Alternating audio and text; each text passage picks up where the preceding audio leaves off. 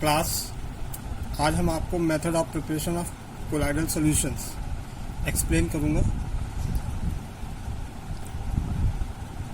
तो जैसा कि हमने लास्ट टाइम बताया था आपको कि according to affinity based of dispersion phase for dispersion medium, they are of two types. Lyophobic, जिसको हम रिवर्सिबल कोलाइड या सॉल्व बोल रहे थे, लायोफिलिक कोलाइड्स, जिसको हम रिवर्सिबल कोलाइड या रिवर्सिबल सॉल्व्स बोलते हैं, लायोफोबिक जिसको इरिवर्सिबल कोलाइड या सॉल्व्स बोलेंगे। तो जिसमें कि method of preparation lyophilic solves, ये इजीली वे में प्रिपेयर हो जाते हैं। इसमें कोई स्पेसिफिक मेथड नहीं है, क्योंकि डिस्पर्स फेज जो है हाईली एफिनिटी होती है फॉर द डिस्पर्जन मीडियम। जैसे ही ये दोनों एक दूसरे के कांटेक्ट में आते हैं, लायोफिलिक कोलाइड्स ऑब्टेन हो जाता है। मेथड ऑफ प्रिपरेशन लायोफोबिक, ये इजीली नहीं प्रिपेयर किया सकते, डायरेक्ट मिक्स करके नहीं बनाए जा सकते। इसके लिए कुछ स्पेसिफिक मेथड्स हैं, जिसको जैसे मैकेनिकल डिस्पर्जन है, इलेक्ट्रिकल डिस्पर्जन है, ठीक है, और ये आपका पेप्टाइजेशन है।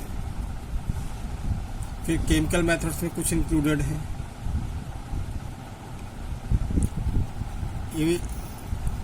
ये सब इससे पहले जितने भी थे फिजिकल मेथड्स में थे, चाहे बाई एक्सचेंज या सॉल्वेंट था। बाकी केमिकल मेथड में डबल डिकम्पोजिशन मेथड है, हाइड्रोलिसिस है, ऑक्सीडेशन है, रिडक्शन मेथड है। तो इसमें पहला डिस्पर्जन मेथड लेते हैं, ठीक है। तो डिस्पर्जन मेथड में पहला है मैकेनिकल डिस्पर्जन। हालांकि ये इतना इम्पोर्टेंट नहीं है, चाहो तो आप क्विट कर सकते हो, ये कभी पूछा नहीं गया अभी तक, लेकिन फिर भी आपको पता होना ज़रूरी है। इसमें जो डिस्पर्स फेज के जो बड़े पार्टिकल्स होंगे, ठीक है, इसको कोलाइडल साइज के पार्टिकल में इसको ब्रेक डाउन किया जाएगा, तोड़ा जाएगा, ठीक है। जिसमें मैकेनिकल डिस्पर्जन में जो बिगर पार्टिकल्स होंगे आर ग्राउंड का मतलब तोड़ा जाएगा, पीसा जाएगा। In presence of dispersion medium, कोई ना कोई उसका मीडियम होगा। Colloidal mill to colloidal dimension, mill का मतलब यहाँ पे चक्की से है, ठीक है। ये जो मिल होगी वो इंडस्ट्रियल मॉडिफाइड होगी, जिसमें डोमेस्टिक ग्राइंडर, जैसे घरों में ग्राइंड करने के लिए यूज होता है ग्राइंडर, वैसे ही लगे होंगे, which provided more than amount of colloidal solution. तो इसमें क्या होगा, डिस्पर्स फेज और डिस्पर्जन मीडियम होगा, इसको आपस में ग्राइंड किया जाएगा, जिससे आपको कोलाइडल सिस्टम ऑब्टेन हो जाएगा या कोलाइड ऑब्टेन हो जाएगी। इस मेथड में बेसिकली क्या क्या प्रिपेयर किए जा सकते हैं। पेंट बनाया जा सकता है। देखते हो कि जैसे इस समय बहुत सारे मल्टी कलर हैं। अगर आपके प्रिलिमिनरी कलर देखें तो 3 ही, ठीक है ना, और सेकेंडरी कलर देखें तो बहुत सारे हैं, उनको कई मिक्सिंग करके बनाए जाते हैं। तो उसमें कुछ ज़्यादा कुछ नहीं होता। अब तो कंप्यूटराइज मशीन है, जिसमें पेंट्स को कैसा भी चाहो तो कलर आप ऑब्टेन कर सकते हो। तो उसको आपस में देखो ग्राइंड किया जाता है। दूसरा वार्निशेस, कई कलर की होती है, blue, green, reddish brown. Gammexane, जो कि एक जर्मिसाइड्स है, जिसको लिंडेन भी बोलते हैं। आपको इनऑर्गेनिक में मैंने फर्स्ट ईयर में मैंने आपको बता रखा है, जब एरोमेटिक कंपाउंड पढ़ाया था। इसको लिंडेन या 666 या BHC या बेंजीन हेक्साक्लोराइड के नाम से भी जानते हैं, गैमेक्सिन, ठीक है। और DDT सभी को पता है, डाइक्लोरो डाइफिनाइल ट्राइक्लोरो इथेन। ये इंपॉर्टेंट मेथड है। इलेक्ट्रिकल डिस्पर्जन और ब्रेडिंग आर्क मेथड, ये कई बार बोर्ड में आपको पूछा गया है। इस मेथड को क्या है, इससे बेसिकली प्लेटिनम, गोल्ड, यानी जो लेस्ट रिएक्टिव मेटल्स हैं, उनके कोलाइड्स बनाए जाते हैं, ठीक है ना। सॉल्यूशन, कोलाइडल सॉल्यूशन इसके बनाए जा सकते हैं, ठीक है। इस मेथड में दोनों, एक डिस्पर्जन प्रोसेस होती है और दूसरा कंडेंसेशन प्रोसेस होती है। इस प्रोसेस में electric arc is produce between the electrodes. ये इलेक्ट्रिक आर्क्स हैं जिसको हम आर्क को भट्ठी बोल सकते हैं, ठीक है, और जिसमें 2 इलेक्ट्रोड्स लगे होंगे।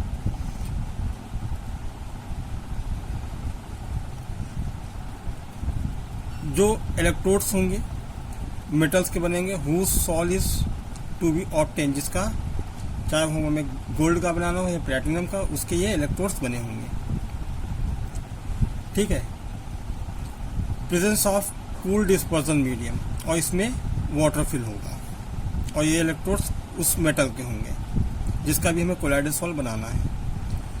अब इसमें small amount of alkali NaOH या KOH ऐड किया जाएगा इसी में, इस कंटेनर में, ठीक है। जिससे क्या होगा, vapour of metal metallic electrode पे फॉर्म होगी। ये कब होगी, जब इलेक्ट्रिक आर्क के बीच मतलब इसको इंडक्शन कॉइल से जोड़ दिया जाएगा।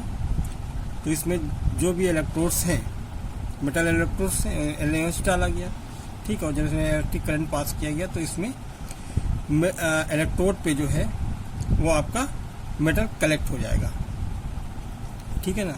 वेपर, मेटल की एक वेपर फॉर्म होगी, विच कंडेंस इन डिस्पर्सन मीडियम।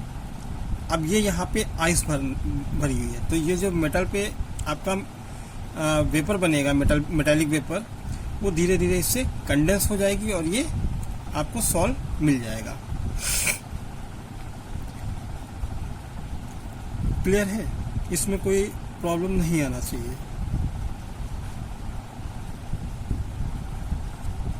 नेक्स्ट है पेप्टाइजेशन। अल्ट्रासोनिक मैंने छुड़ा रखा है, ये नहीं पूछा जाता।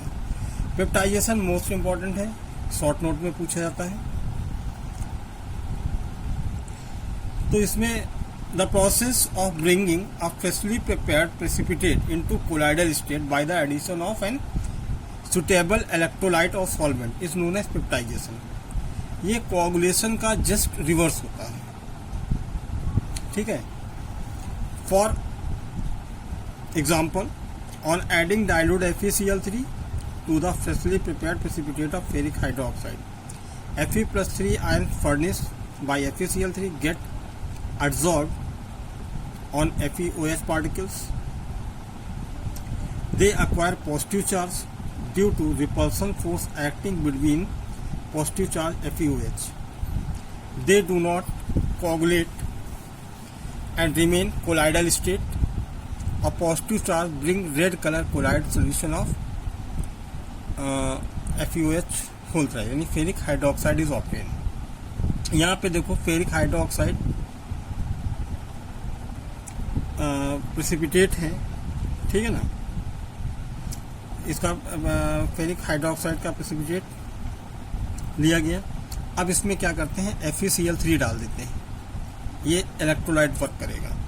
तो FeCl3 से Fe+3 और FeOH का होल थ्राइस, इसमें भी Fe, इसमें रिपल्सन फोर्स एक्ट होगा, ठीक है, जिसकी वजह से ये कैसा चार्ज, पॉजिटिव कोलाइड है, और ये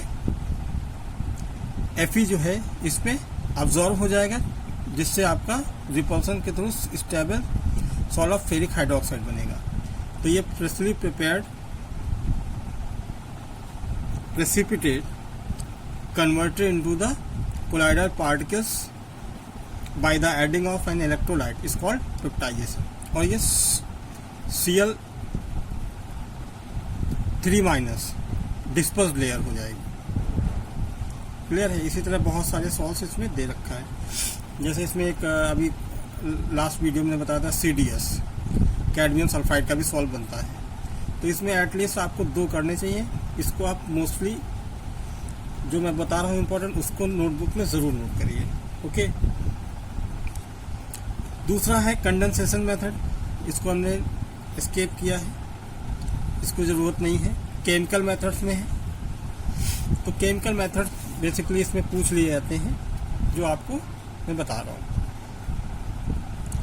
एक तो इसमें है अच्छा, all those chemical change in which insoluble products are obtain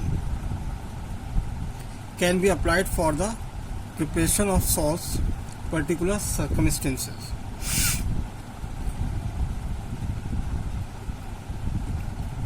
अब डबल डिकम्पोजिशन मेथड, ये मेथड तब एम्प्लॉय किया जाएगा जब सल्फाइड सॉल्ट बनाना होगा। When H2S pass in cold dilute solution of certain metallic salts. ठीक है, तो जैसे मेटेलिक सॉल्ट है, एक्वस सोल्यूशन लिया गया इसका, ठीक है, और यहाँ H2S पास कराई गई, आर्सेनियस सल्फाइड का यस बना, फिर आर्सेनियस सल्फाइड का एक सॉल्ट बन गया। ठीक है, इसी तरह कैडमियम ऑक्साइड लिया, हाइड्रोजन सल्फाइड गैस पास कराई, और ये कैडमियम सल्फाइड का। Same way when solution of FeCl3 is added to drop the solution of sodium ferrocyanide, colloidal solution of ferrocyanide is formed, जो जिसका कलर कैसा होता है, पर्सियन ब्लू कलर होता है। ठीक है, तो इसे जरूर नोट किया जाए। फिर क्या है, हाइड्रोलिसिस है।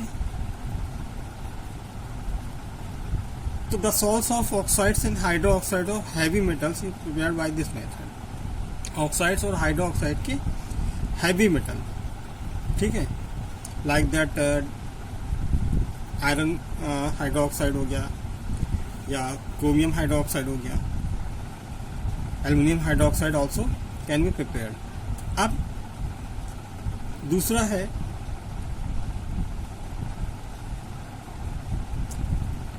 मतलब इसी में हाइड्रोलिसिस में देखिए, when 30 to 35% aqueous solution of FeCl3 is added slowly to boiling water, सीधे से ऐड कर देते हैं और FeOH3 is obtained। इसी तरह ये सभी के सॉल्ट बनाए जा सकते हैं, इसमें कोई ज़्यादा परेशानी नहीं है। फिर दूसरा है oxidation. Oxidation, salts of some non-metals are prepared by the oxidation in qualitative analysis of second group when H2S gas passed in cold oxidizing group like